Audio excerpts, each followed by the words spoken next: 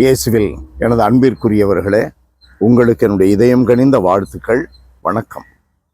அன்பானவர்களே, இன்றைய நற்செய்தி பகுதி லூக்கா நற்செய்தி 11வது அதிகாரம் 29 32 முடிய.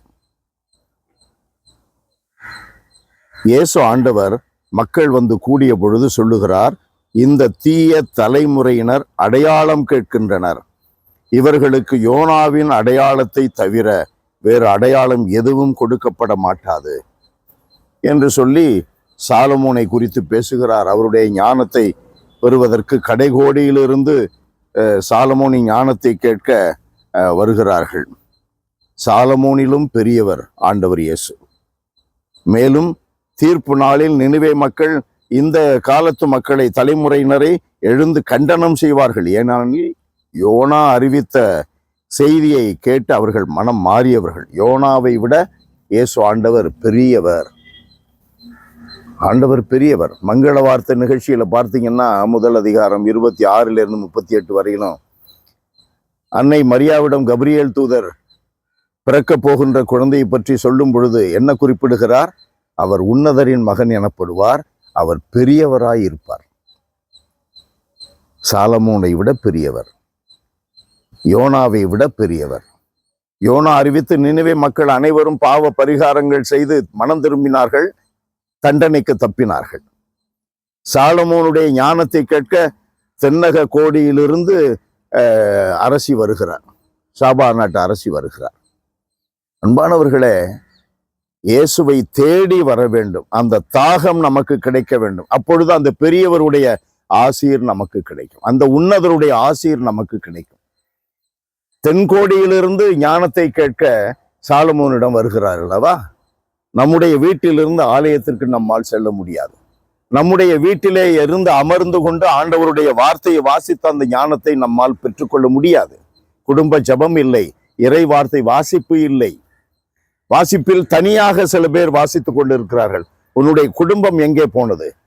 குடும்பத்தில் இருப்பவர்கள் அனைவருக்கும் ஞானம் வேண்டாமா? ஞானத்தின் ஊற்று சாலமோன் கடவுளிடமிருந்து, அந்த பெரியவரிடமிருந்து ஞானத்தை பெற்றுக்கொண்டார்.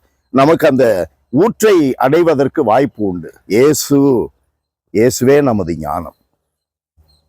அன்பானவர்களே, அது மட்டுமல்ல, திருவிவிலியத்தை வாசிக்கும் பொழுது கடவுள் நம்மோடு பேசுகிறார். அன்றைய நாளில் உன்னுடைய பிள்ளை தன்னுடைய தவறான பாதைகளிலிருந்து திருந்த வேண்டும் என்று ஜெபிக்கிறாய் இல்லையா? அந்த பிள்ளை மனம் திரும்புவதற்கு, அந்த நாளில் மனம் திரும்புவதற்கு மொபைல் என்ற பெரிய சோதனை களத்திலிருந்து மனம் திரும்புவதற்கு, பால் உணர்வு என்ற உணர்வு அடிப்படையில இன்றைக்கு மிக கேடான காரியங்களில் இருந்து மனம் திரும்புவதற்கு,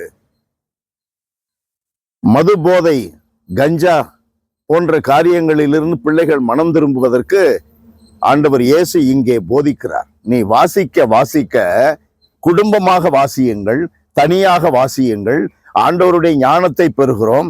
அதோடு ஆண்டவர் இயேசுவினுடைய வல்லமை அந்த குடும்பத்திலே நிறைகிறது.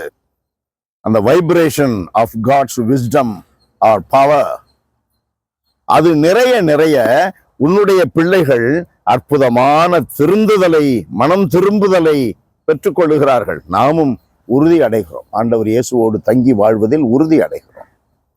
அன்பு நிறைந்த எங்கள் இறைவா, உம்மை போற்றி புகழ்ந்து ஆராதிக்கிறோம். ஆண்டவரே, எங்களுக்கு ஞானத்தை கொடும்.